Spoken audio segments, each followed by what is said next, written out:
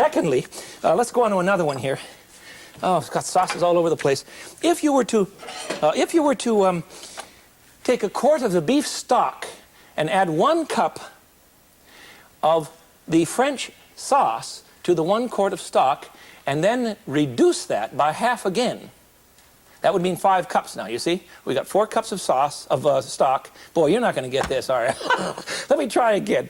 1 quart of stock goes into the pan, and then you add 1 cup of the sauce that we've already made, the brown sauce, and then reduce that by half. And then at the end, you add, just as it's ready to go, ready to serve, you add 2 tablespoons of dry sherry. You see how little this is? You've reduced this by half, it's about 2.5 cups. 2 tablespoons of dry sherry, and you have something that is called a demi-glaze. A demi-glaze, which means a half glaze, doesn't it? It's a strange name, but this is used for flavoring other sauces. For instance, I have a basic white sauce here. Let me show you what I'm going to do. I can put a bit of demi-glaze, just a spoon, because it's very rich, it's terribly concentrated, into a bit of white sauce, and come up with a very light brown sauce that is so delicious. This has a lot of lemon and butter in it. Let me show you. You know, I can put this on fish. Beef stock on fish? Trust me, it's absolutely delicious. And it will make a wonderful meal for you. And the sauce is light. Remember now, sauces should support things, not cover them over. I've heard a Chinese chef once say that he thought the French method of saucing everything was immoral because the sauce became more important than the food. Now, the French, of course, have the reverse theory, but that's a very interesting concept, isn't it? Immoral indeed. What a riot. Let's put out the fish with a sauce on it, made of wine and beef stock and a basic white sauce, which, of course, is cream and a little thickening.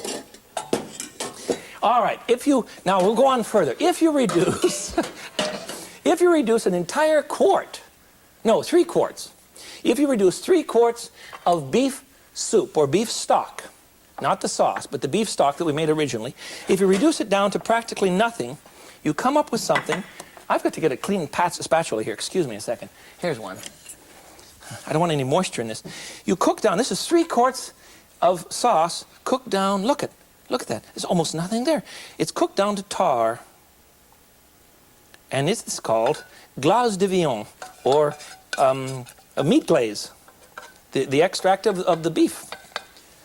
You've cooked it down, and this will set up now. Look at how it's already sticking on my wooden spoon. You see how that, you can see that it won't even drip. Well, it barely drips. It almost forms a string right away. And this will set up in the refrigerator, and then you can cut it into little cubes. And what you've done is to make your own beef extract cubes.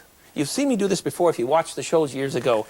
And I still make this regularly, and it's wonderful if you have a gravy that is kind of poop out, and don't tell me you don't make those.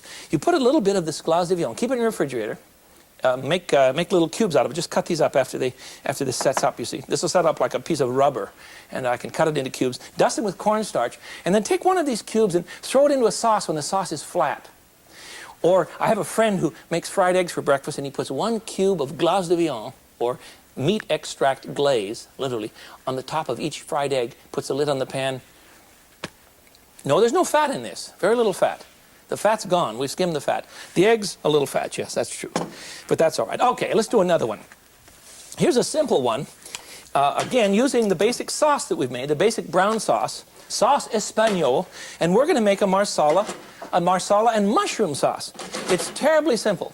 Saute about a cup of mushrooms in a little bit of oil or butter, and I'm using olive oil or butter. I don't like to use, well, you've heard me preach on this 1,000 times. I don't like to use vegetable oils.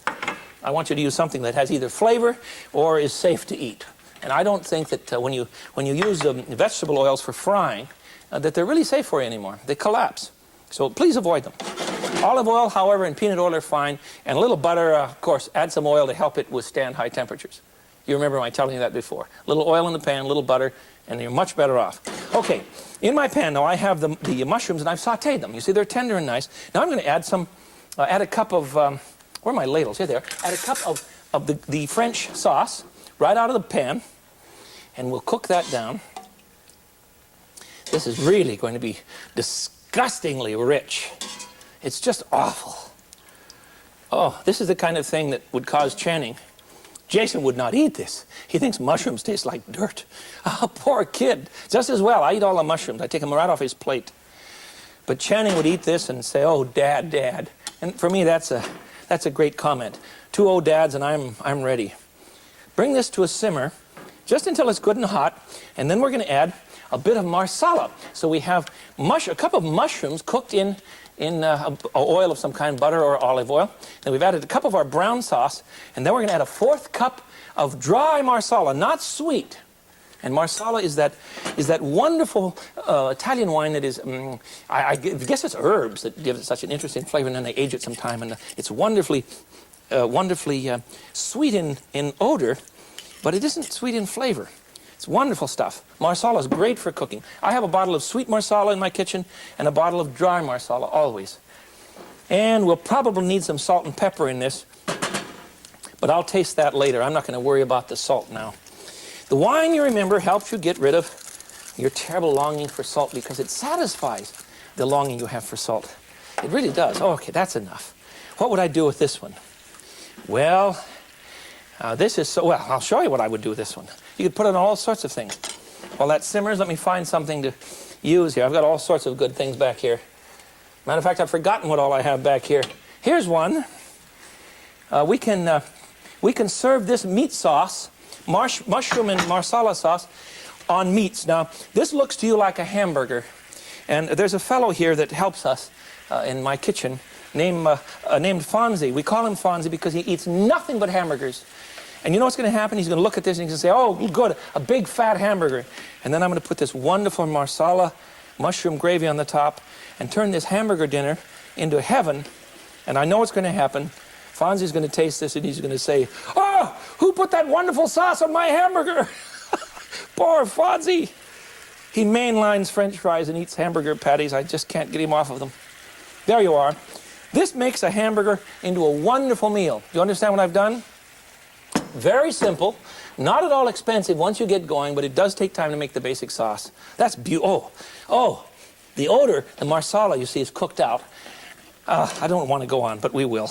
We will. We have to do one more here.